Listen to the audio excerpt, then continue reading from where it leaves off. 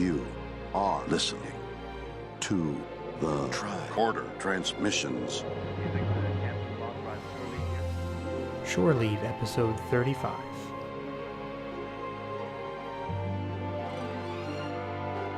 Just what the doctor ordered. Right, doctor? I couldn't have prescribed better. This is an episode of Shore Leave I wish we didn't have to record. Here on Shore Leave and at the Tricorder Transmissions Network, we make a point to focus on the positive aspects of Star Trek fandom. Unfortunately, there are some shades of gray that aren't positive but do deserve our attention. Tonight, we're taking a step away from the convention halls into the dark alleyway that is dealing with and confronting harassment in fan spaces. While we've discussed the subject of harassment previously in our cosplay episode, tonight we're going to delve in a bit deeper into how harassment affects us online, which is, of course, the one way we all stay connected through the year.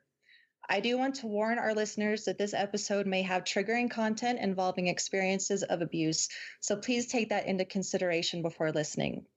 Finally, although our discussion will include elements of confronting harassment in convention spaces, our primary goal is to focus on what happens via social media during the time we spend apart.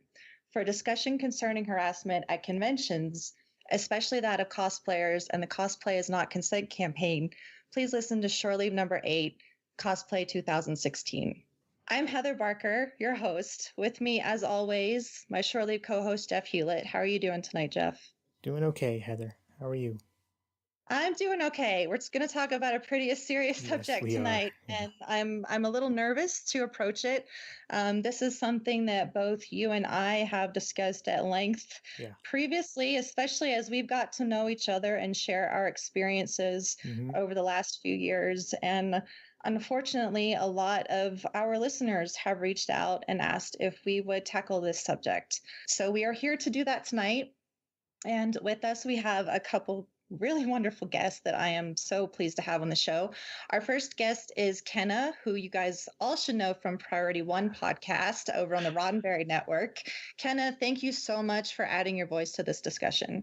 Oh, Heather, thank you so much for inviting me. I'm really looking forward to this discussion is not probably the correct term, but I am kind of looking forward to kind of getting into the details of it with some people with a bit different perspectives and seeing what we can tease out of it.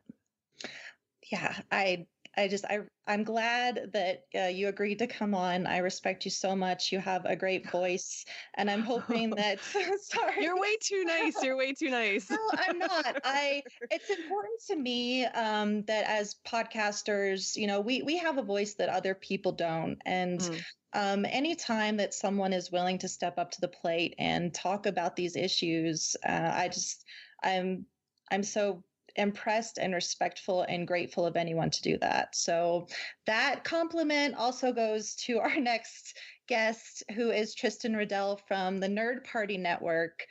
Tristan has been a great voice against harassment on Twitter. So Tristan, thank you so much for coming on. We're very happy to have you here. Well, thank you so much, guys, for having me on. We've been talking about this idea, this concept for this show for a while now. So I'm just really glad that I'm have this avenue to talk about it and with such great podcasters. So thanks again. Oh, thank you. Yeah, I'm just very happy to have everyone here. And again, I apologize in advance. This is a heavy subject, and with that comes some pressure. So I am a little bit nervous going into it, and all of us might be, but I hope that at the end of this, we do justice to this topic. So leading into this discussion, one of the things that I wanted to talk about, all of us are podcasters. We've all been podcasting for, I think, a few years at least. With that, we also all have an online presence. And because of that visibility, we tend to experience, I don't want to say a maybe amplified level of harassment. Overall, harassment on social media is, a worldwide issue. It's something that has increased in visibility, especially in the last few years. And I wanted to talk about how it affects us. Tristan, you've had some experience, I think, with your question of the day over at the Nerd Party Twitter. Do you want to tell us a little bit about what happened? Well, actually, it wasn't with the Nerd Party Twitter. This was years ago before the Nerd Party even existed, when I was exclusively with Trek.fm. Even though this wasn't a part of Trek.fm, it was when I was on to the journey. And I, on my personal account at The Insane Robin, which is all me, just me, no affiliation to any entity other than myself, I would do a thing called a Star Trek question of the day. Very simple, very easy to get behind. It was just one simple question. Sometimes it's multiple choice. Sometimes it's just fill in the blank. And even though it was just a straight shot and really simple, it for some reason just caught on. It was it kind of came about because I had so much downtime at work at the time. Like I was half video editor, half graphic designer, so it was a lot of hurry up and wait. And so I was like, okay, well, maybe I'll just try doing this. And a lot of people met a lot of fellow Star Trek fans through it. Like they would track a hashtag and then they would chime in whenever they wanted to. Sometimes it would just be one word answers. Sometimes people would send like 15 tweets explaining their answer, which was awesome. And I've had people meet new friends. I've literally had a husband and wife meet through my Star Trek question of the day, and a baby was born because of it. And Wow. I definitely I love telling that story. And that's kind of how I gained a lot of followers, was just I hosted this and I tried to do it at around the same time of day. But I had very, very simple rules. It was be nice to one another. Like that's pretty much was my one rule. It was answer the question best you like within the lines best you can, and be nice to one another. And there was more than a couple of times that people would kind of track the hashtag and then find somebody that they didn't agree with and then just berate their choice. And it's fine to disagree. It's fine to like if I asked a question like who was your favorite person on Star Trek Enterprise? You know, like some people would say Archer, and then certain people would go like Archer was the worst captain of all time. Like they wouldn't just say it to me, they would say it to that person who said it. Mm-hmm. And then like that is in itself is not entirely egregious. I mean, it's jerky, but there was a couple of people who would just, that's all that they would do. They wouldn't even answer. They would just berate other people. Yeah. And I even told them, I said, it was like, listen, like you can be as mean as you want to me, but don't be mean to the people answering the question. And it was, it got to the point where I had to tell people, listen, you're going to get blocked. If you get blocked from me, then you can't track the hashtag that we use and you can't answer. And I would block a few people, and this was way back in the day when blocking people on Twitter meant almost nothing. It was like, do you guys remember this? Like back in 2010, it was you block someone and it just meant they couldn't follow you, but they could still message you. Yeah. They could still see all your tweets. Oh yeah. Yeah, you could log out and you'd still just be able to see everything. Yeah. I think it was even worse than that. Like it was insane. It was and so almost like I'd say 9 times out of 10, whenever I block someone, it would of course make them angry because they felt like they were just expressing their opinion, even though they were being a jerk to other people. And I had a few people who just wouldn't leave me alone. Like I had some people who like just started calling me names, tried to find out what my email was and email me there. They would follow me on other social networks just to berate me there. And it was pretty crazy how this one thing, the Star Trek question of the day, like all of my followers, not all of my followers, but my followers who participated in it loved it. But because it was an open hashtag, it kind of brought in the crazies. It brought in people outside of your circle. And sometimes that's great. Most of the time that's great. But other times I feel like when people are tracking a hashtag, there are certain times when they're just looking to start trouble. again, I'm not saying that that's the norm or that's exclusive, but I think sometimes that's the case. And that was probably the biggest the biggest thing was with the Star Trek question of the day. Now I could go on and on about crazy stuff like because like but I don't want to talk forever. I mean, Heather, you mentioned visibility. You know, the show that I was on, To the Journey, was a popular show. It still is a popular show. But that show gained some traction in combination with the Star Trek question of the day. I started getting attention from other people. I started getting inappropriate direct messages. I started getting well, and I would block these people immediately. Thankfully, the direct messages, it was easier to block, so you wouldn't see that stuff or anything like that. It was I don't know. There was this joke. This is not a humble brag. I promise this is not a humble brag. But there was this joke that went around where I was called the ISS. It was stood for the International Sex Symbol. It was just a joke on Trek FM. It was just one of those inside things that kind of got out of hand, and people started introducing me that way when I was guesting on shows. And for some reason, I think some people latched onto that, and they saw that as license to talk to me inappropriately. And I, of course, didn't stand for that and hated it, didn't like it, didn't engage with these people, didn't even say, don't do that. I just blocked them immediately. And then like that was probably the most inappropriate stuff on Twitter were those two things. But even like on top of my visibility, when I started the Nerd Party Network, there was one specific individual who actually, for some reason, became obsessed with the network, and they started calling my work. They found out my work email, which is not available online.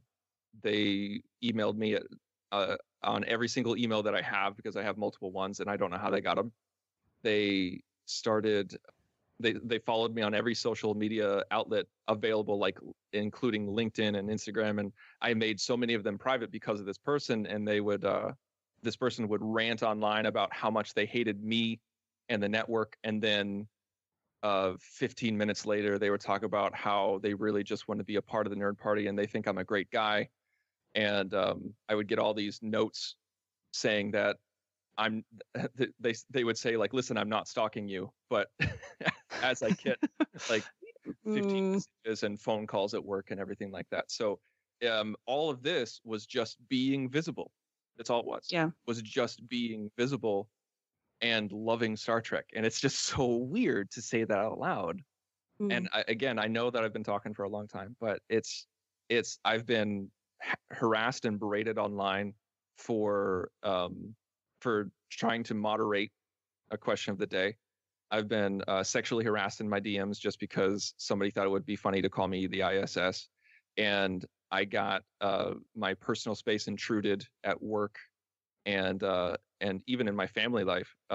This person would send me emails on stuff that I thought was blocked. They would create new emails just to send me little notes, like reminding me that they are still there, that they're still around, that they know what's going on. Like, because even though they log out of Twitter, they can still see what's going on, and they would wish me like a Merry Christmas and a Happy Thanksgiving and everything like that, and just to remind me that they were there. And that can get very grating. That can get very grating on the mind, and it makes you want to retract. It makes you want to leave. It makes you want to clam up. And the entire reason why I'm a part of the internet community is because of Star Trek. And thankfully, right now, the positives still far outweigh the negatives. Mm-hmm. Yeah. It's funny because I have a very different experience. But having said all that, I've probably been on Twitter since, well, I was on Twitter when it used to be like all over SMS. Like you tweeted by texting. And I have had a lot of Twitter accounts over that time, and I've stopped and quit and started up again. And I actually have a number of Twitter accounts now. My online persona is very fractured and very caged off. So maybe I'm lucky, but I think also I tend to play it now very, very defensively. And I've been very lucky that I've never had anything like what you've described, Tristan. But then, it raises the question is, have I just been lucky, or have I just played it defensively that way, and the way that things are going now? It's hard to say. I had a situation similar, but maybe not as extreme as Tristan's, involving Twitter about a year and change into doing the original Tricorder transmission show back in early 2014. I had never talked to this person before, but apparently they had listened to the show. And at the time, it was just me and my partner, Craig. We were doing commentary episode for each of the original TOS episodes. And this guy sent me a DM asking to be on the show. He liked the show and he wanted to be on the show. And at the time, we didn't really have a format that allowed for guests. So, I explained that to him, that we really didn't do it that way. It was just me and Craig sitting down in front of a TV and watching an episode and talking about it. And we didn't really have a way to even dial anybody else in at the time. And he didn't really take it very well. And he started to get really belligerent over DMs. And, I tried to stay as calm as I could. And I figured, it's DMs and whatever. But not long after that, he decided to take it to public Twitter and start tagging me and tagging the show, and claiming that we weren't allowing him on because we were racists and we were discriminating against him. And I mean, I had no idea what this guy, who he even was or what his ethnicity was. We never even talked about it. So I didn't even know where this was coming from. And I had no way, I didn't even know how to defend against it. But it was all out in the public space. And, thankfully a couple of my, friends on Twitter at the time, other listeners, chimed in to try to, dissuade him from continuing saying those things, but he would start to attack them as well and call them racist. So now this, our show and my Twitter handle are now being called racist in a public space. And I have no idea, even what to do about it. And I was kind of panicking at the time because the show was still relatively new. And, when you put things like that out into the public space, you don't know, anybody can see that. And you don't know what people are going to believe, or if they're going to believe that, your defense, or they're going to believe the antagonist. And so it was really difficult. And only after several days of reporting the person, or from several different people to Twitter, did they finally stop it. But the tweets stayed there for a long time. I mean, I kept looking for them just to see if they were erased, and they weren't erased for quite a while. And that was probably 2 or 3 harassment policies ago for Twitter. So they've revised it every year now, I think. But it was really stressful to have those things said about you. And I mean, Heather and I have known each other for a long time, and I know a lot of my other friends know that I'm not. But how do you even defend against something like that? When someone's calling you out in public for it. Yeah, but that's a lose-lose. Well, hey, It's a no-win scenario. I'm sorry. Because you can't. If you engage with it, then that's probably inviting more discussion. If you don't engage with it, then that can be misconstrued as complacency or even agreement. There is no way for you to win it. And that's part of why harassment is such a problem. Harassment is not even always obviously harassment. Yeah. But it's like what Tristan said. There's, somebody sending you a message at Christmas to say Merry Christmas is not, it's not threatening or anything, bad. I tell you what, I personally get lots and lots of cards at Christmas saying Merry Christmas. However, as a part of like a larger body of a larger pattern of behavior, then it becomes threatening to the person. And it's really, really hard to police that. I think that's the thing, is that I'm so glad that you said it that way, is that if I went to the police and said, this person sent me an email that said Merry Christmas, what are you going to do about it? You'd be laughed at. Yeah. Yeah, exactly. And that's the thing. Like, you got to look at it from the larger picture. You got to look at it on a whole, and you got to look at the intent behind that. They're not really wishing me a Merry Christmas. They're saying I'm still here. Mm-hmm. You haven't gotten rid of me. And that person is probably listening to this podcast right now. This person is probably listening. And if they are listening, I wish you no ill will. I wish you a very happy life, and I hope you are content in what you're doing right now. And this is not an admission for you to start contacting me again. This is, I hope you're happy, and I hope you're content with what you're doing. And I appreciate not contacting me recently. And you also mentioned something before about engaging, about disengaging or not engaging. That is one thing that has definitely helped me move forward in my online experience, because I treated, when I first started Twitter, I treated it very much how I treated my life, where if I didn't like something, I would say so. If I disagreed with someone, I would tell them I disagree with you and here's why. And I am very outspoken in real life, in the offline world. I'm very much outgoing, and I love a good argument, and I love a good conversation.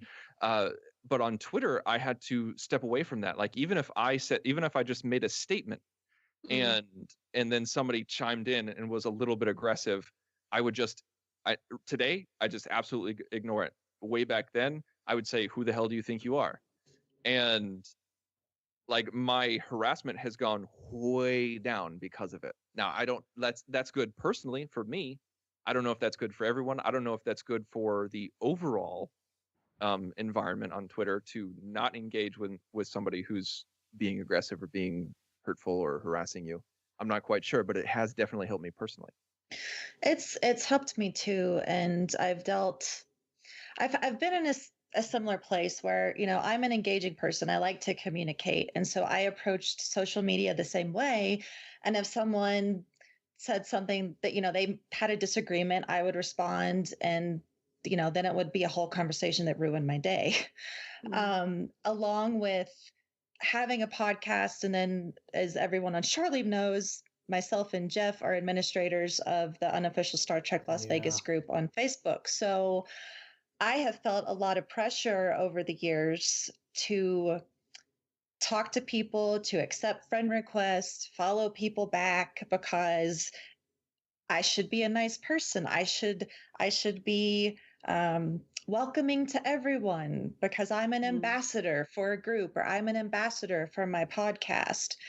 And that's had a very negative impact on my mental health, quite honestly, because then I am interacting with people that I don't actually want to interact with, who at the end of the day are not adding anything positive to my life. Right. It wasn't up until really this last year that I kind of accepted, okay, what I need to do is just stop engaging, unless it's with someone that I feel I'm going to have a constructive conversation with. I've backed off. I don't respond to tweets that upset me or that are harassing. I mean, and that's the thing, is this gray area of sometimes a tweet isn't necessarily confrontational or argumentative or negative or really harassment.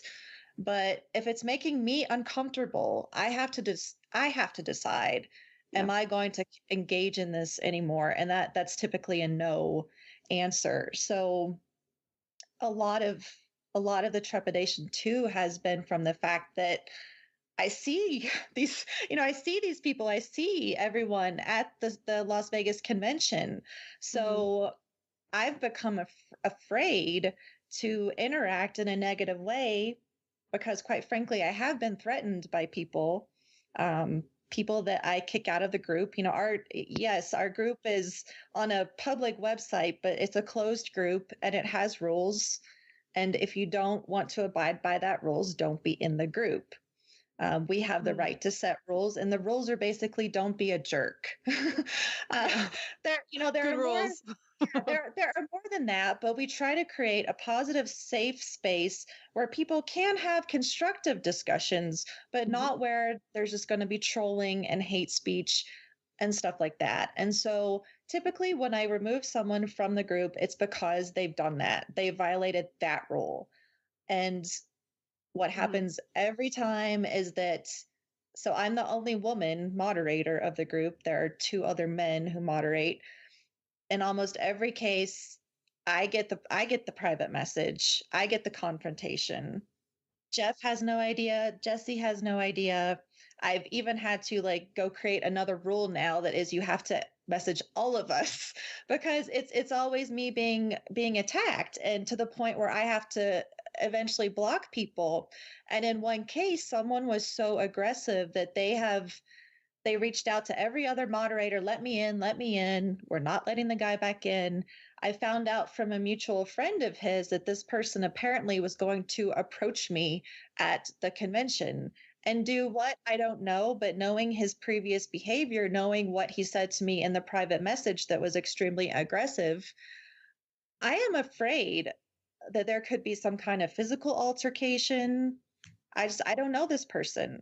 So for me, that fear is something that has also kept me from disengaging.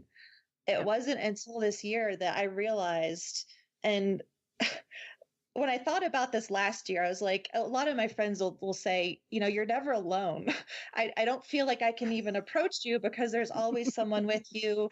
And at the same time, I'm like, man, like I just want to go to the vendor's room and walk around by myself for 20 minutes. Yeah. And it's so difficult that I can't do that. But you know what? Right now, I'm actually extremely grateful that I always have someone with me, because now I feel safe. I feel like I can disengage. I can block people, and I will be okay. I don't need to worry about a threat of confrontation because I'm not alone. That's a really good point, actually, that you bring up about worrying about repercussions, in the physical space, because especially for all of us who do Star Trek podcasting, and I know we've all been to Star Trek Las Vegas, we all know, well, the people who listen to us also all know that we are going to be there because we publicize it. We're covering it and we're reporting directly from there. We're no longer anonymous faces on the internet. We now are people with bodies that live in the real world, and anybody could come up to us in a public space or even in a private space when we're not anticipating it. Like if we're at the bar hanging out with our friends, somebody who's seen us online can just come up and start talking to you. That makes it an extra special kind of layer of nervousness around putting yourself out there. It does. On social media. We even had, I think you were there, Jeff, with the person that followed us into the room. Were you at that? Or yes? Okay, right. So a couple years ago, several of us, I think there were probably like 6 of us, were on the elevator going to someone's room to get a beer. And we get off the elevator and there's a guy in a colorful shirt, I'll say, that got off the elevator at the same time and was following us and followed us right into the friend's room. And all of us were kind of like, who is this person? But nobody said anything. And we got the beer, we sat down. I think we were just casually talking and we're all feeling really awkward, like what is going on? And I eventually got up to go over to get ice or something in the little area near the bathroom where essentially you cannot see me. And at that point, this guy got up and followed me and came up to me and he's like, oh, I'm this person from the group. So this guy recognized me with my friends, who I think were all male. I don't remember if there was another woman with us or not, but I think there was one other, if I recall this correctly. Yeah. But the point is, he recognized me. He followed us into a private room. He waited until I was by myself and then came over to introduce himself, I guess. And why this was something normal to him is beyond me. But at that point, I think it was Jeff that got up and came over. Yeah, I remember noticing that you had gotten up. And then I remember a few seconds later, I looked over where he was sitting on the couch and I noticed that he was gone. But for some reason, I didn't actually see him get up. and like an alarm bell went off in my head, and I got up and went around the corner to check and see, and then I saw him standing right next to you, talking to you. I think you were getting ice out of the sink. I think we all left, and that's part of the issue. Nobody confronted him. No one kicked him out. We just left the room. And again, that's I can't fault anyone for what happened. And obviously in a situation like that, he's not going to assault me or something with, 6 other people in the room. But it's just an example of something that's happened to me that, I mean, that's scary. And so when I go to public places, like I'm always a little bit afraid of going to STLV, because if I find myself in some situation, like there's precedent for this happening now. And for me, because of that notoriety and visibility, like I need to have a bodyguard. And that's not some kind of like brag or anything. That's just a reality, is that a lot of people know who I am. And apparently some of these people are unpredictable. And I thankfully have not had someone follow me down a hallway to my room or anything, but just something as simple as that happening is extremely frightening for me. If that can happen in a room with 6 of my friends, what would happen if I'm alone? Yeah. Part of the problem, I think, is that when you're somebody who has an online presence, it's very easy for the person on the other end to misinterpret an online relationship that they have with you. And I mean relationship in the dictionary definition of the term, as more intimate than it is. And so it's very easy for that person to then misinterpret when they see you in real life and think you guys are friends, but actually you don't know each other. Yeah. That applies to everybody, not just podcasters, But I think it has another layer with podcasting. You're absolutely right that it's not just with podcasters, but there's this weird other layer with specifically podcasters, because there's this sense of ownership that certain fans and listeners have over your own show. This was so weird. I was a part of a Facebook group which will remain nameless for about 3 days. And people kept telling me to become a part of it. And I said, I was like, I don't do Facebook. I just have Facebook for a login. I have no personal information on it. I have no interest in Facebook. They're like, just come on, just be a part of this one group. I was a part of it for 3 days. And in those 3 days, I got so many aggressive, quote unquote, suggestions on what to do with my show. And I would say something like, well, we don't really do that on the show, or we already did that, or we addressed that here. And people would just get straight up irate if I said anything contrary to, you're a genius, you should be on the show. Mm-hmm. And it was so utterly strange. And some of those people were at STLV.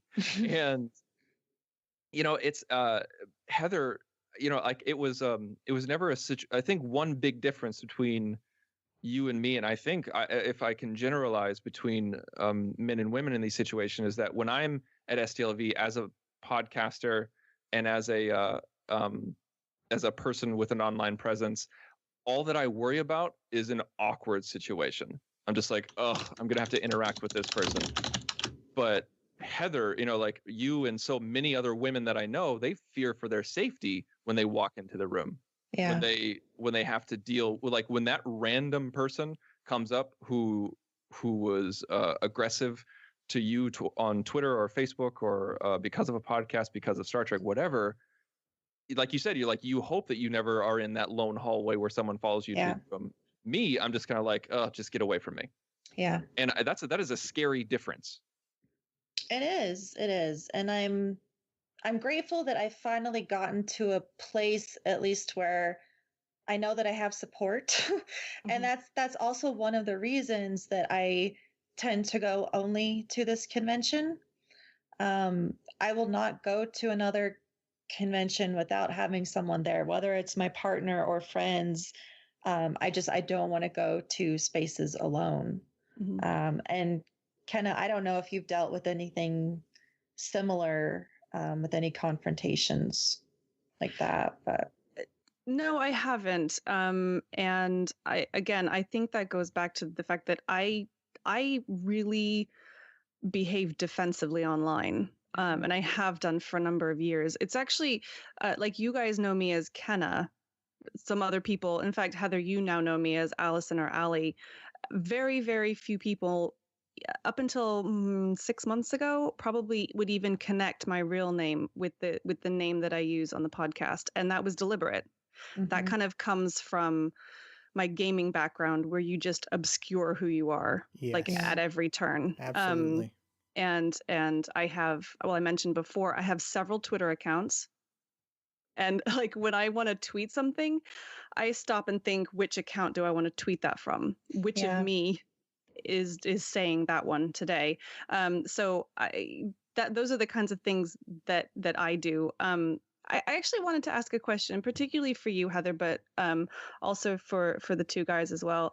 You know, part of what we do in podcasting is part of the practice of it is drawing people in and including people in our conversations. It's portraying ourselves as warm and friendly and, inviting. Do you think that potentially contributes then to situations where you've had people being over familiar with you? Absolutely. 100%. Yeah. I mean, both Jeff and I. Jeff is just like me, except he's a man. But yeah, there are a few differences, Heather. Yeah, just a few. Yeah. We are both extremely compassionate people, and we make that known, and that's part of our Facebook community, and that's part of Shore Leave, is inclusion. And I think even this last STOV or the one before, Jeff was like, well, what if we do something where we just make it clear that if someone is feeling harassed or someone is having a problem, they can come to us. And I was like, that's a really great idea, but I don't want that for me. That's a huge amount of responsibility. It is. It's a really awesome thing to do, but it's a huge amount of responsibility. But it is a huge responsibility. And I think that there may also be some pushback, because when people approach me and expect me to be, that is who I am. Like, I am a loving, compassionate, caring person.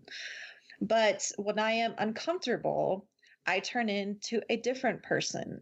And this stems largely from the fact that I was sexually abused as a child, and I was sexually abused as a teenager. So if I am in a situation where I feel that my threat ganglia raise, so I will kind of go inward, and I will not be exceedingly friendly. I may not be friendly at all, and I will freeze up. There's also an element of the fact that I have fibromyalgia. So I tell this story all the time, because typically at STOV, I'm in pain the whole time. I got really lucky this year and I wasn't. But when I am in pain, like, my whole body is on fire, basically. It's very uncomfortable. And so I do not seem like the happy, chipper person I normally am, to the point that people misunderstand that and misread me. So sorry, Jeff. Sorry that I bring this up again. But when I met Jeff didn't think I liked him. And it was because it was just because I was in pain. So I feel like, people listen to the podcast, and I listen to podcasts. I listen to your podcast, Kenna, your Tristan. That's how we know each other. I listen to so many. So I sympathize with that feeling of knowing people, even though we don't really know them. And it's more prevalent on podcasts because of you're listening to people. It's a different bond than it is with just sending a message back and forth on Twitter. Yeah, it's very intimate, the whole audio thing. People talking right in your ear. It's very intimate. You're absolutely right. It is. Yeah, just to respond to that, I think, and building on Tristan's earlier point, something I was going to throw out there too is that, I think we as podcasters are also much more accessible to people who would actually want to talk to us. Mhm. And it's so And easy. we want that. And we do. We invite feedback on a regular basis. Absolutely do. I mean, there's a difference between, you know, a guy who does a talk show like Chris Hardwick, or you know, who do kind of podcasts but on TV that people get into. You can't just message him and have a conversation with him. I think the fact that we invite it, and we will actually engage in conversations privately with people who listen to our shows, does endear a certain, I guess, level of, I don't want to say intimacy, because that might not be the right word, but I think it makes people feel a lot more comfortable necessarily with us than we might feel with them. I think one of the most disturbing experiences I had with someone who listens to Shore Leave, and I'm actually a little nervous to even talk about this, because I think this person may actually still listen to the show, but you know, as Heather said, we encourage people to reach out and talk to us and give us feedback. And this particular person did reach out to me after a Shore Leave episode a while back, and, you know, engage in some relatively casual conversations.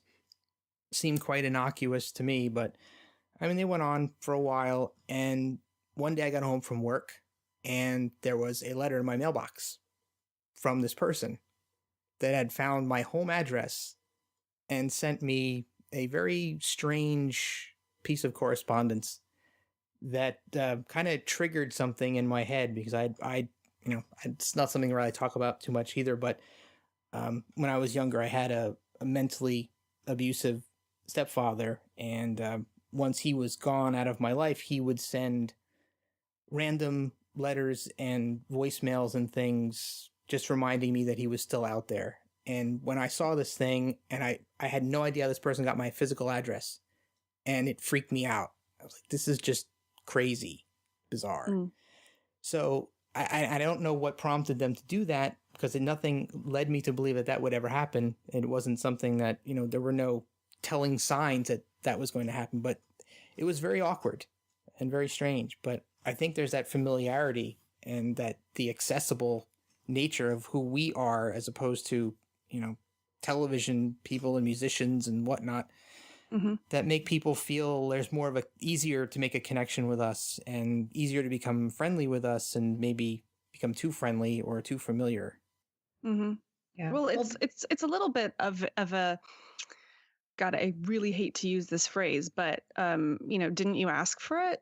Because you invited somebody to have a personal conversation with you. I mean, and I realized that obviously, no, you did not ask for somebody to go and stalk you and find your home address and send you things. But, you know, but we literally invite people to come and talk to us. But then, then there's that whole gray area of what is actually harassment and what isn't. You know, I've had people in a public space commenting on my looks, or sending me, you know, direct messages, you know, with very familiar compliments that are compliments. However, I don't know you. And it's like when you when you like meet somebody like a family gathering, and they're just like a little too chummy.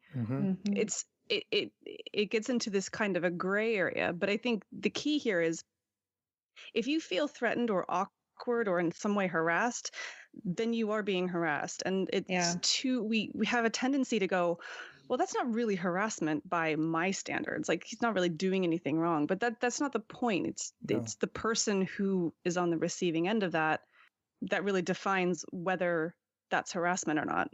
Yeah, and that's something, this gray area is a big problem, and it's really a catalyst for why I wanted to talk about this subject, because it's primarily my women friends that come to me with these issues, and it's pretty much centered around Facebook.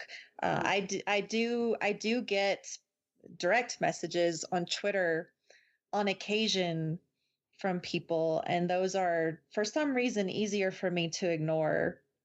I don't know if you can see when people read those messages. I've assumed that you don't get, like, you can't tell if someone's read them or not. But I have an easier time ignoring those than the messages on Facebook for some reason. But aside from just the interaction that we have as podcasters, and that there's a familiarity for our listeners that we don't connect with because we're not listening to our listeners too. You know, it's they're getting to know us over the course of our podcast careers. Yeah. And we, you know, we may interact with them here and there on social media, but we don't have that same connection to them. So there's an awkwardness there. But let's put us as podcasters aside and just talk about what happens on Facebook, especially with conventions. Like I miss the days of my anonymity, because when I first started going to STLV, yeah, I was on Facebook, but I wasn't really in any communities. I think after I went, I found the unofficial group and the official creation group and stuff like that. But over the years, Facebook also created the people you may know feature. Yep. Which is that little bar, and it's got your, you know, whatever your user picture of the moment is, and then add friend.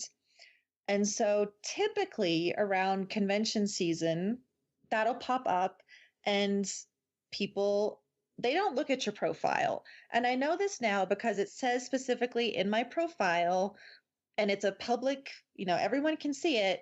I do not add people I don't know. If we have met, please send a message first. And I still get requests. So what happens is that you're just in your timeline, that little bar pops up. Oh, this person likes Star Trek, add friend, add friend, add friend. For a long time, I thought that this was only an issue with women, but it's not. And No. it does not matter what you look like. It does not matter what gender you are. Everybody is excited to have more Star Trek friends, okay? And I can't fault anyone for that. And for a while, you know, before I got this confidence in not requesting approvals, I would add people, and the more people you add, the more often you pop up to others. Yeah, you start to have 18 mutual friends in common, and it just makes it much easier for that person to go, oh, we've got 18 mutual friends. We definitely should be friends. Yeah. So, yeah. And then I would actually use that for a while. I was like, well, if we have 50 friends in common, I'm going to add this person. And I've left that little rule behind. But so what happens then is that I've got, and I'll be honest, the majority of the people requesting my friendship were men. Most of these people were lurkers.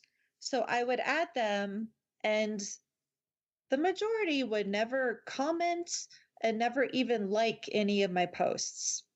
And so, of course, Facebook has an algorithm where you don't see everything from everybody. But I would be like, well, who is this person? And like, I would see their stuff and I'm like, they never interact with me. So why are they on my page?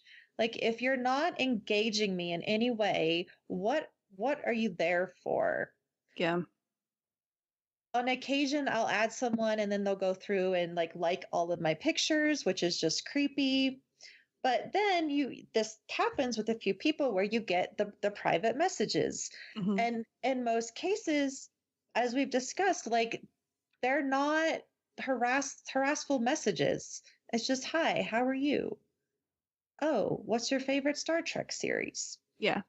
So there's nothing wrong with it, but it's they're demanding time of you that you are not necessarily wanting to give. Right. And part of me asks the question, why didn't you ask me in public? Like, what is it about DM that you want to accomplish? Does that make sense? No, that's what makes it feel a little more creepy in my mind. So if you were to post on my Facebook wall and say, hey, you know, what's your favorite Star Trek series? And then anybody could respond who has access to my wall. That's one thing. But it makes it feel like there's another ulterior motive when it's a DM out of nowhere with innocuous stuff like that from someone you don't know. It's difficult. And I have felt, quite honestly, a lot of guilt in the past because I feel like I'm expected to engage, or I should be engaging, or I'm being too wary of people. But at the same time, and this is something that I can't send everyone out there a message, and on occasion I'll write on my my profile so that everyone can see it. Look, I don't enjoy having conversations in private messages. I do that with a very select few people. I don't even talk to my partner all day. I don't have time to do that, and I don't engage socially that way. But the people messaging me don't know that. Yeah. And they don't know about the harassment that I've dealt with my entire life that has led to me feeling uncomfortable. And there's been a lot of drama in the world recently around sexual harassment in general. And I think something happened on Facebook the other day with a woman friend of mine posted something, and I chimed in, and then this guy comes and he's like, well, I don't fault you for feeling this way, but it also works against meeting new friends. And I read that. Yeah, like maybe you should. And I apologize for being critical of this. I'm just bringing it up so that I can help people understand. His suggestion was that you message those people privately and ask them, well, why are you engaging with me? Like, why do you want to be my friend? And stuff like that. I don't want to do that. No. And you're not required to do that. You shouldn't have to do that. It's your space that they are coming into. It is. And I don't know how we can get that message across to people, because I don't want to offend everyone I come across by them thinking that I don't like you, I don't ever want to talk to you, or I'm a really awful person or something like that. But don't you think this kind of is starting to fall into the category of etiquette? So in the grand scheme of things, the internet and social media in particular is really still in its infancy. And there's we as a society are still trying to figure out what all those rules are. I mean, I would never dream of DMing someone unless there was an ongoing conversation, or if they had said, I'm looking for audio editors, DM me, or something like that. The way that I conduct myself online, I would never dream. It would be like just walking into someone's house that lives down the street. But these rules are not yet well defined. I still don't think there's any excuse. However, I think a lot of it is having conversations like this so that people who don't see anything wrong with sliding into your DMs, that they understand it's actually not okay. That would be like walking up to someone at a restaurant and eating off their plate. Like, you wouldn't do that. But these are well-established societal rules that we don't yet have for social media. Yeah. I never DM anybody I don't know. And that's just, I think that's pretty simple. I mean, I don't DM buddy I don't know. And if I am DMing someone I don't know, it's because we talked about it in the timeline. For like Heather, you talked about in an audio editor, like, hey, DM me. I was like, okay, yeah, let's do that. Or like, I'm looking for a new show idea or something to that effect. There has to be an invitation. Like, now I'll DM people I know all the time because I know them, and we've developed a rapport either in real life or online. But the people who just chime in out of nowhere, say, hey, how are you? What's going on? What's your favorite color? No, that's creepy. Just go away. Like, don't. Yeah. Why didn't you ask me that in the timeline? And also, I feel like people need to ask themselves, if I can't ask this, if I don't know this person and I can't ask this question in the public view, should I really be asking them this question in DM? Yeah. Yeah. It's a really difficult thing. And it's not just, it's casual conversation. It's aggressive confrontation, like I've experienced as an administrator of the group, and sexual harassment. It all happens via this PM, and the difficulty on Facebook, like at this point, I went to try to figure out how to turn off the ability to add me as a friend. And there's no option. Like, you can only You can have everyone be able to add you, or you can have friends of friends be able to add you. Yeah. Right. So Which is doesn't pretty really help much too much. everybody. from Yeah. Star yeah, Trek I mean, Las I've Vegas some of group. you, I've got, 100 something friends in common, so that doesn't really help. So I just, again, unless I actually know the person, I just delete those requests. Oh, but There, the pressure and the temptation to just be like, okay, I have a very lengthy list of friend requests because they give you the option to either confirm or delete. Mhm. And I want to just say, no, I just want it to go away. I don't really want to deleting it seems I should just be deleting it. But I feel like that's really rude. Yeah. Especially when I can tell there's somebody. I mean, I had one recently who's uh, uh, like a step relative. So somebody who's a close relative of somebody who's kind of a close relative to me, but I don't know that person. And I kind of really feel like I should be obligated, but I don't know that person. So I Yeah. just kind of let it linger there. And then I have this list of all these people that I don't know that I can't bear to delete. I have the same problem. I have 52 in my box right now. And the vast majority of them are people who listen. I'm involved in another podcast that has nothing to do with Star Trek.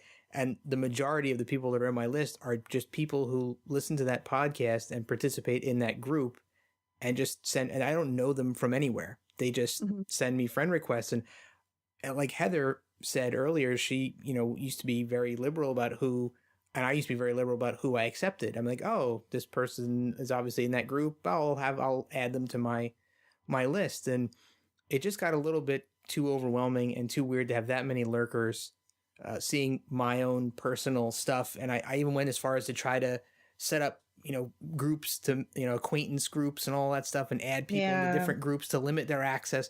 And even that got to be such a bear. I'm like, why am I doing this? Why, if you're restricting their access, why are you even adding them? Exactly. And again, it's like we need to stop putting pressure on ourselves to do this. Like, Agreed. your discomfort should not be behind their comfort. Exactly. You're not obligated to make that other person who is I can't think of the right word because they're not actually assaulting or harassing you just to send you a friend request, but that person who's presenting themselves to you, you're not responsible for their emotional well-being. No. You're responsible for your own. Yes, thank you so much for saying that. Yeah, and so but it's really hard as you're raised to be an empathetic person, to kind of think about others' feelings, but then you just take that to the ridiculous extreme. This stranger that I don't know from nowhere, I'm sorry, I do not care what they feel. And that's a really harsh thing to say, and I feel terrible saying it out loud, but it's true. I don't care how they feel. I don't even know who they are. Well, and unfortunately, there's a reality here, especially like within a community like the STLV community, where even some of the people that I do know and I do care about and I consider friends disappear. Like they disappear off of social media, and we're like, what happened? Where did this person go?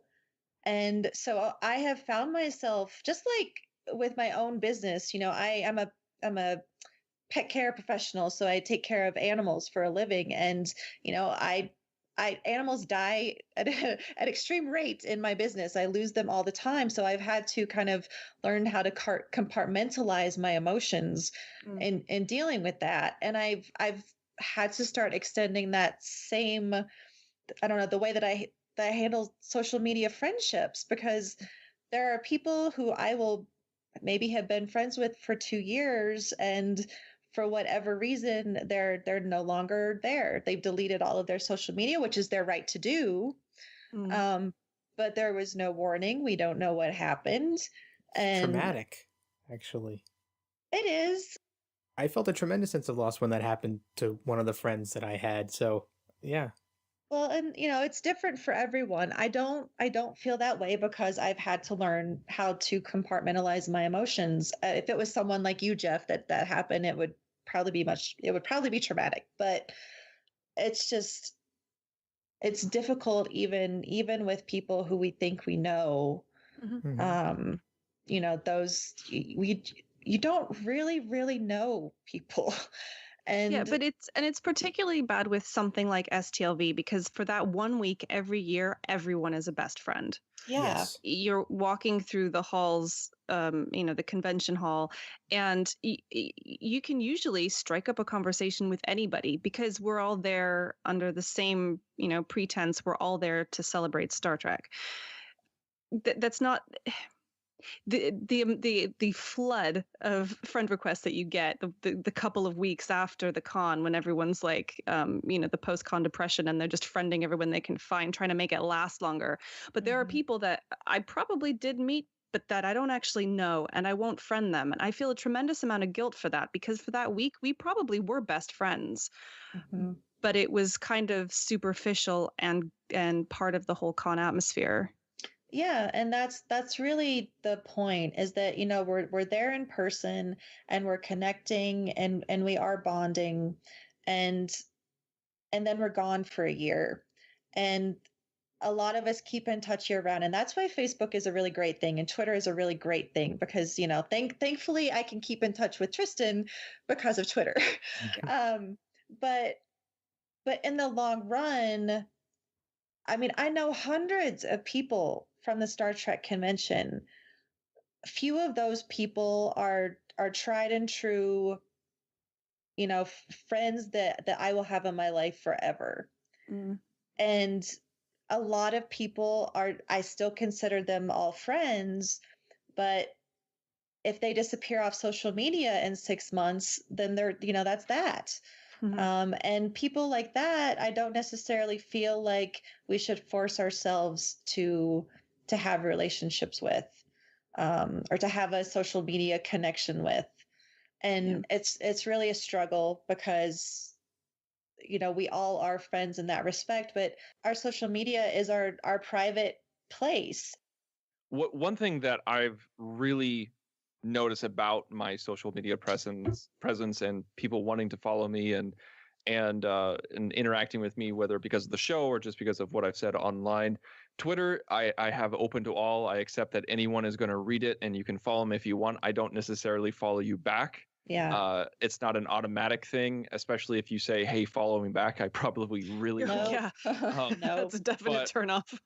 If you want to interact with me or say something funny, then yeah, I probably will follow you. I don't have a Facebook because I just think, and I hate using this word because I think it's so overused. It's problematic. I just don't like using it for non-corporate means. Like I run the Nerd Party Facebook page, but that's it. Like, because it's just too many crazy things happen on Facebook, like the stuff that you guys are describing. And like the day I graduated college is the day that I canceled my Facebook. I deactivated it, erased it, because I only used it for school and I've never looked back. And my Instagram is my private place. That is private. It's locked down, and I only let a few people follow me. And I get a lot of requests there, because I'm the Insane Robin on Instagram. I'm the Insane Robin on Twitter. So if you follow me on Twitter and you search for me on Instagram, it's easy to find me. And I decline like crazy. And sometimes it's people I recognize, sometimes it's not. But I have no remorse, and I sleep well that night because I don't know you that well. Just because you follow me on Twitter doesn't mean I'm going to let you see pictures of my baby or my wife.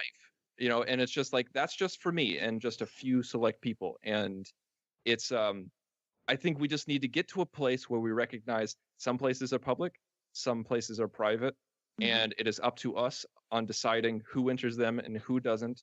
And we engage when it's worth it, and we don't engage when we know it's not going to be.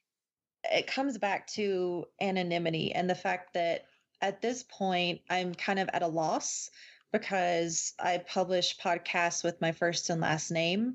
So I ask people in the podcast not to add me on Facebook. I'm not going to add you. Like, don't, because my Facebook, I have pictures. I don't have children, but I post pictures of my house. There's connections to my business, etc. And so what happened on Twitter, like I said, had nothing to do with STLV, but this was back when my Twitter name was my full name and it had my location. And if you follow me on Twitter, you can figure out where I live, and I talk about it in the podcast. But this was someone that I didn't know at all, that lived in Colorado. And frankly, this happened several years ago, so I don't remember even the context of the private messages, just that it made me feel very uncomfortable that that person was also in Colorado. And I think they were asking something about relation to my location or whatnot. Mm-hmm. And that really freaked me out. So at that point, that's when I decided, all right, well, I'm taking my location out of Twitter. So now I live on Risa.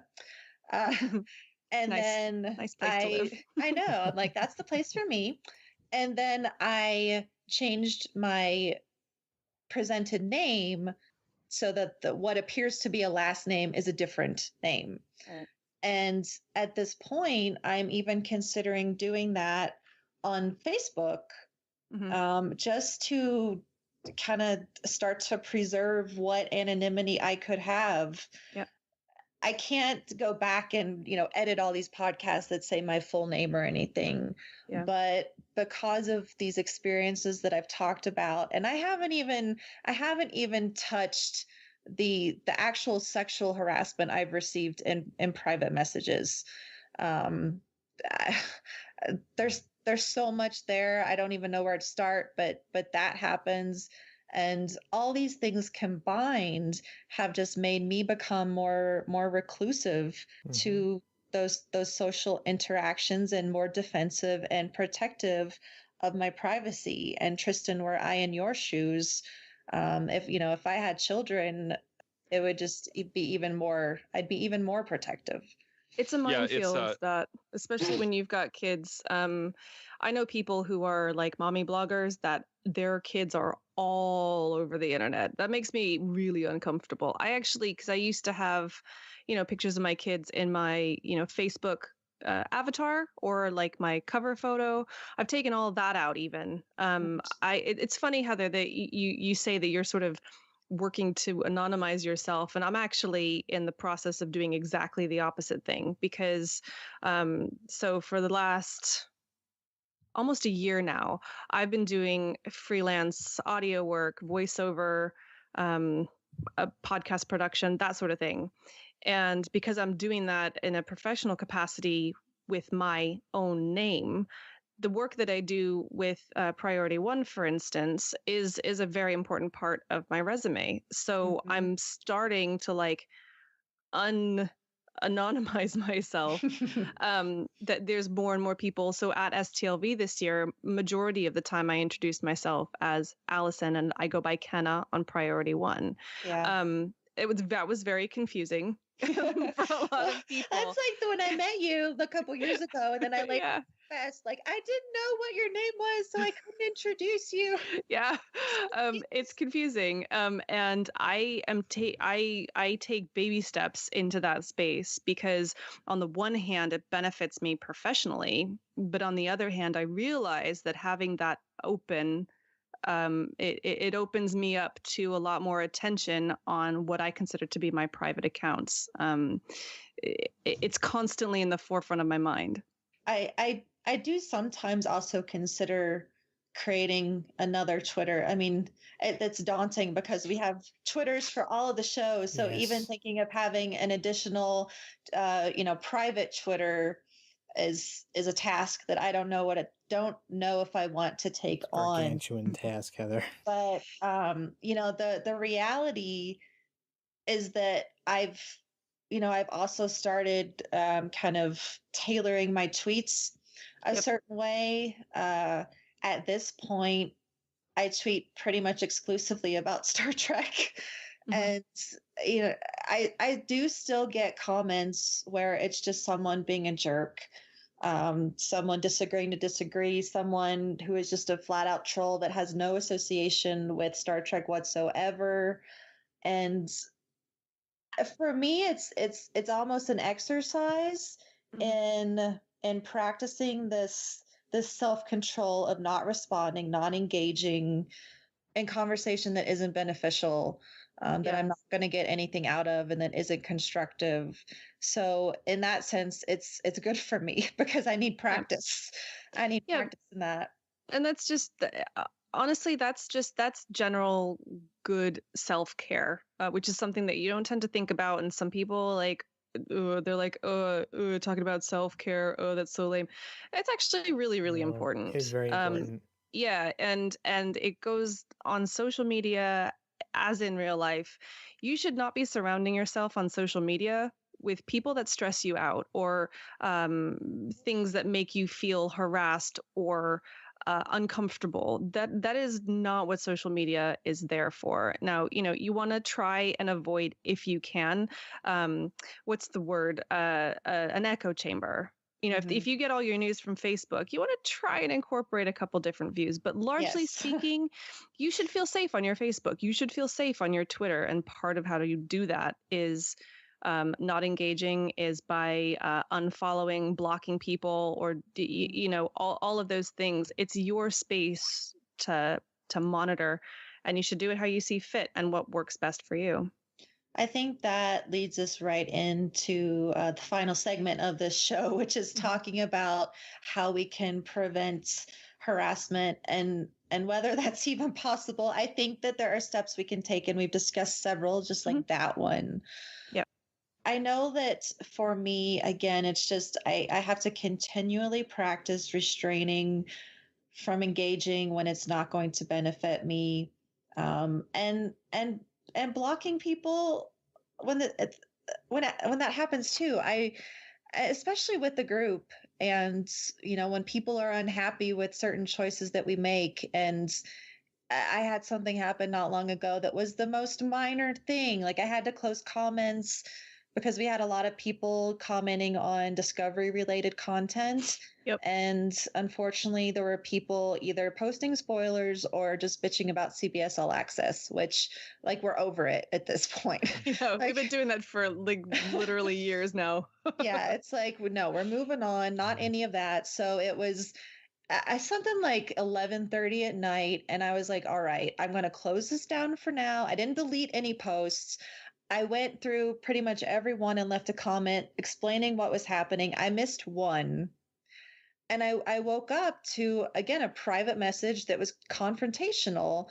And I waited for a while to reply because I was like, this is just, the person's post had really, it had like one like it wasn't something that people were having a conversation Right, I in. remember this. Yeah. It just wasn't something that was really all that relevant. And I was just flabbergasted that this person was being confrontational about something so insignificant. And perhaps it was not insignificant to him. I responded. I explained what happened. I said it was late. I was only going to get 5 hours of sleep, so I had to go to bed. If obviously it was clear in every other post what was happening. So Yeah. unfortunately, we missed yours. And he just continued to be confrontational. And eventually, we wound up deleting all those posts because we were restructuring what we were doing with Discovery. Right. And then he got upset about that. And I was like, at this point, I would prefer if you take this discussion to another moderator, because I was done. He was not being respectful for me. And this is someone that I have met in person, that I had conversations via private message before, Yeah. that I would consider, an acquaintance level friend. And I just had to put my foot down and say, look, you are making me uncomfortable. I do not want to have this conversation go somewhere, go to another admin. And he would not do that. And so, and then he said something that was just offensive. And at that point, I was like, all right, I am removing you from the group. And I did that, and I blocked that person. And so in situations like that, the block tool is your best friend. Yeah, and I think you did exactly the right thing in that situation. I mean, there's a difference between your role as an administrator of a group like that, because I think as an administrator, you have a responsibility to take a certain level of care when someone has a grievance. Whereas if it was just you as a person, I would have recommended the block go straight on. Yeah. But Yeah. but you know, you did your due diligence and you attempted to diffuse the situation and it didn't work. So Yep. you know, you did the right thing in that situation, and that's kind of where you have to try and go with it. You do. I mean, it's a different situation because it's, a group and an admin, like you said. So, that's how you might handle something one way. Most of the time we don't have issues, but with these experiences I have, and it's typically men that are messaging me and being confrontational, and then, I try to handle it. They don't like the answer, then they get more aggressive, and then I'm just done. Like I will only tolerate so much. If we're not getting anywhere, then we're done there. But something else that has come up that we've talked about here are like these gray area messages and the not so gray area. I mean, there are a lot of women friends in my circle that talk about this harassment, and whether it's a conversation or it's a conversation that turns flirtatious on the person messaging them starts to do that. And then, we feel stuck. And I think that these feelings that I feel about, the fear of what may happen when you see a person at a convention, or fear that is just, in your brain's wiring because of past experiences. A lot of women feel fear towards men in these circumstances. And so we don't know what to do. And like on one hand, I want to tell women that it is okay. It is okay to just shut it down. It's okay to just not say anything and block a person and move on. Yep. It is also okay to say, I do not want to engage with you. This conversation makes me uncomfortable. You shouldn't talk to women this way. Whatever you feel, like if you want to say something like that, you can say that. And then you don't have to wait for them to respond either. No. I think that we really have to do what we can, to expand this conversation and to make people aware of the stuff that we've talked about and how those kinds of interactions make people feel.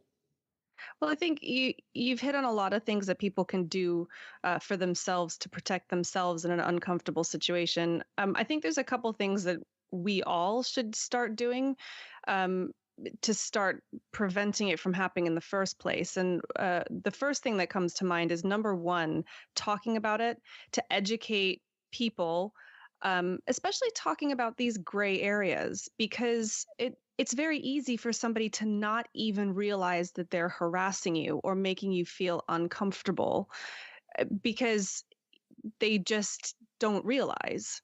So having a conversation and acknowledging that these things are going on might make someone stop and think, is that actually a little too familiar?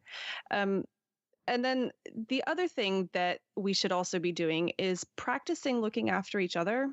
And I know there's a thing going around with, again, the Me Too campaign on social media for men to speak up when they see instances of harassment, particularly sexual harassment towards women, I'm talking about right now, to say, hey, that's not cool. And we should all be doing that in our communities to say, if you witness somebody who's going a little off the rails, and obviously this is only in the public space, not in DMs, you should speak up and say, that's not okay. Yeah, it's important to do so. And I mean, there are situations, as an example, I'll just talk about this. Last year at STLV, we were over at Danny Schwartz's booth for Shop LLAP, and we were standing there like waiting to talk to her. And I noticed a man also waiting to engage with her, and her boyfriend was at the table. And like the moment that her boyfriend left, this man came over, got her attention, started talking to her. I could tell she was uncomfortable, but I don't want to interrupt her interactions with customers, so I kind of stayed back. Then he touched her arm, and then I got really upset, but I still didn't do anything because I just didn't do anything. And after that person left, I went up to Danny and I was like, tell me about that person. Who was that? You seemed uncomfortable. And so, yes, it was someone that has been harassing her and that waited for her boyfriend to be gone to approach her. And I regret the fact that I did not stand up in that situation, because I could have done that. But also by the same account, not everyone feels safe doing that. Yeah, and that's why I didn't. And you have to try not to be hard on yourself in that situation. I mean, because ultimately it's not your fault that any of that happened. If you feel comfortable and you can say something, then absolutely get in there. But if you are also, because, there's always the threat that he could have then turned his attention on you. Yeah. And that is the thing that every woman fears if you're stepping in on something. That's the bystander syndrome, whether it's somebody being actually assaulted on the street or whether it's somebody in just a uncomfortable gray area situation in a convention hall. Yeah, and I mean that's exactly what happened and why I didn't do anything. At the same time, I feel like, and this is speaking for me only, this is not implying that anyone else should do the same, but I feel like I need to challenge myself to speak up more often and to take action when I see something wrong. It's something that I want to do, and just like we're encouraging, men to call out other men when they see something. Mhm. I think that the more we do that when we can, that hopefully that will be a proactive way to at least stop some things from happening. At the end of the day, when you're in a situation like STLV, they do have security. So, Yeah. I mean, that's the nice thing is that, and, the person who threatened to confront me, I passed on the message that if that happens, I will call security right away. And so you do have, that advantage there. That's not something that occurs in everyday life that we can deal with. But it's, along with this Me Too campaign, I've seen a lot of men recognizing that they could do better. And that's been a meaningful thing to see. And I think that we as women can do better to protect each other as well, where we feel comfortable doing so. Mm-hmm. And I really hate to even propose this idea, and I'm just putting it out there so that people will realize that this is a thing. There are individuals who harass multiple women, and we know about it, and we don't always communicate with each other. Mm-hmm. And I've had several women approach me and say, we need to have a list. And Mm-hmm. I laugh because it's like a burn book. Yeah. Yeah. And it's not, a public calling out of these people, so to speak, but just a preventative measure that helps us be aware of people who are a problem. And when that happens, there are consequences. And I have seen that recently. The more that we speak out and talk about the people that harass us, that are within our circles, it does produce results in a way. It produces awareness, and it's making everyone aware, not just other women. Yeah. So in these cases, I think that communication is key. Yeah. Communication and keeping conversations going. Talking. I mean, what we're doing today, I would like to think is kind of important as a way to get the idea into the forefront of people's minds, so that we all are kind of going, let's be kinder to each other. Let's be aware of our own behavior and how it impacts other people. And okay, while I am not responsible for your emotional well-being, Heather, I should acknowledge that there are behaviors maybe that I would do that you would consider harassment, and I need to not do those. Mm-hmm. Yeah. Jeff, did you have anything you wanted to add? Well, yeah, as Kenna was saying before, I think it's really important to keep having conversations like this openly and publicly, and for men, of course, to be part of those dialogues and to participate in those conversations, and truly listen and understand what's being said And it's something that we should all be speaking up a lot more and discouraging. But as both you and Tristan sort of demonstrated, it isn't just men harassing women. There are instances, I'm sure, where women are harassing men or men are harassing men, and it goes all the ways, and that behavior can cross any of the genders. So we just need to all be aware of that in all the cases. Yeah, I don't want to diminish anyone's experiences because they're all valid. And the cosplay episode I referred to at the beginning of this episode, we talked to Eric Allen Hall about some of the physical sexual harassment he's experienced in costume. So it does happen to everyone. I will say it happened to me too. Yeah, it's when it comes to even, whether it's, in-person physical harassment or online harassment, it happens to everybody. I tend to talk about what happens with women because I am a woman and I hear the stories from other women. I think that ultimately it really plays into our social etiquette, and ultimately I wish these were all things that we were taught and we should know and know about interacting with others. But as we've said earlier, like there's just kind of a gray area with Facebook and how that all works. And even though we've been on the internet for some time now, it's still not entirely clear. So I hope that tonight's episode has provided some clarity for people, has brought some of these issues to light.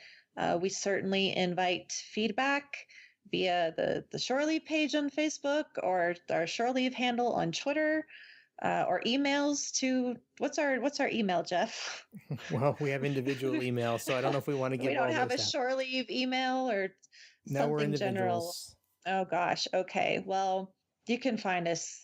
And we'd love to hear more. And I'm open to having more discussions with anyone who wants to talk about this subject, because there's more there that can be said. I think we've done a pretty great job of doing it tonight. Was there any final statements you guys wanted to make before we close?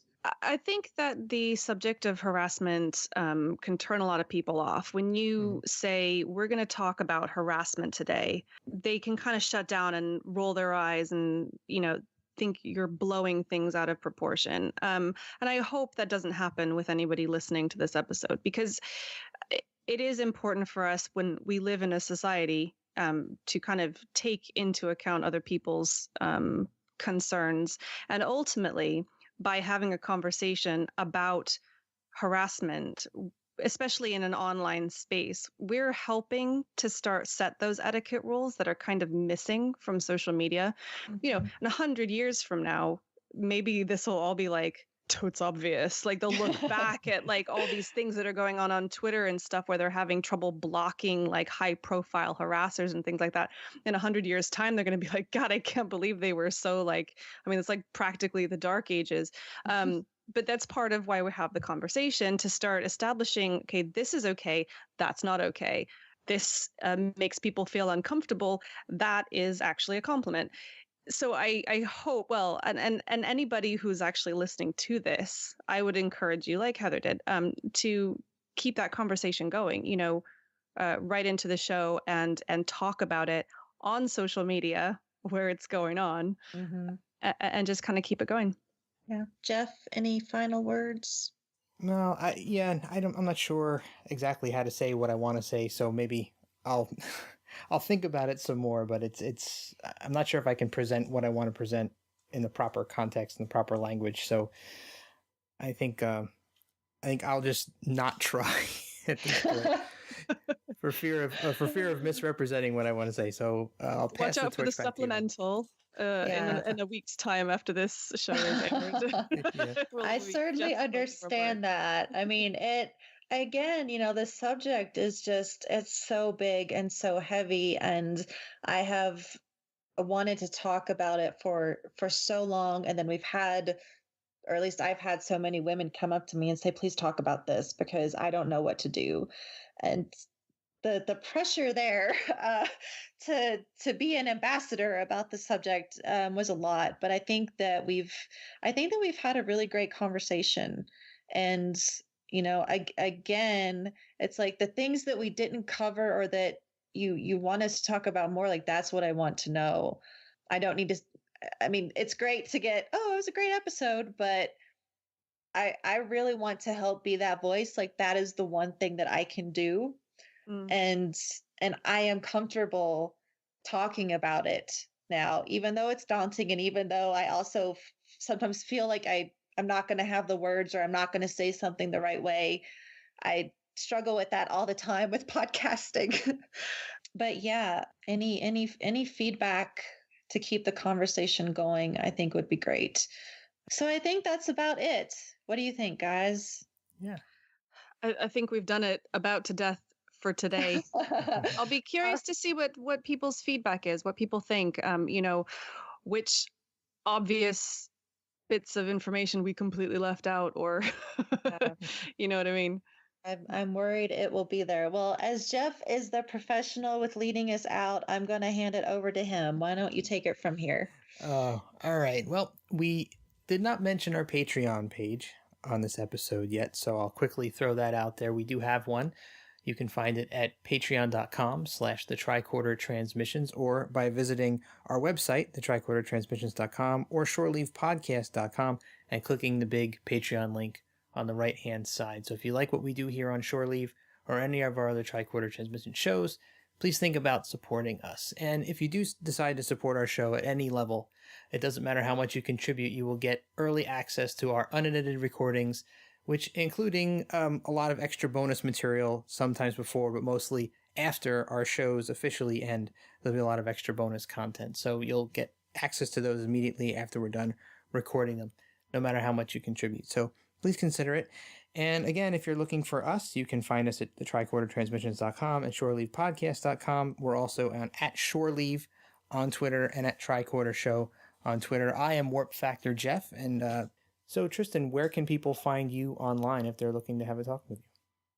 Well, you can find me at the Insane Robin. That's pretty much my username everywhere on Twitter and online and everything like that. And you can find the Nerd Party at thenerdparty.com.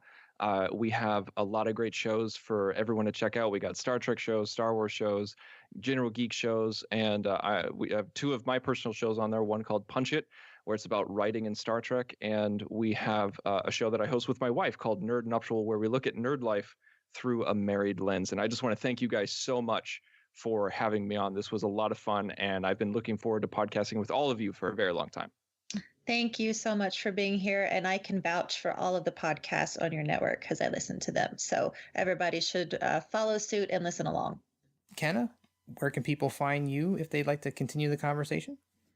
Well, I'm one of the hosts of Priority One, a Roddenberry Star Trek podcast, and you can find us at PriorityOnePodcast.com. All the links for our Twitter and Facebook page are on there, but generally speaking, we're either Priority One Podcast or Priority One Pod, pretty much anywhere you can find us. Twitter, my personal Twitter is at AdAstra1930. So good luck finding that one. If I don't know you, I will refuse any friend requests on Facebook, just to lay that out there. But I do welcome anybody on my Twitter feed. So please come and join me and send me a tweet. But yeah, go and listen to Priority One. And in fact, the other shows on the Roddenberry Podcast Network as well, including Mission Log and Women at Warp. All right. Heather, how about you? Here, by the way, I'm a fan of all those podcasts. All great content, some of the best Star Trek content out there. So I am LLA Posper on Twitter, and just a quick plug for our Disco Trek show, which is disco_trek on Twitter. We're talking about Star Trek Discovery. It is a community-based podcast, so we invite people from the unofficial Star Trek Las Vegas group to join. So go find that, listen, and find out how to win a chance to pop onto the show. And then, of course, I am one of the administrators of that group, and you will find me there. All right. I am also one of the administrators of the group, along with Heather and Jesse Akendo. So hopefully we'll see some of you there. And, of course, we hope we see you guys again on the next Shore Leave. Thanks again for listening.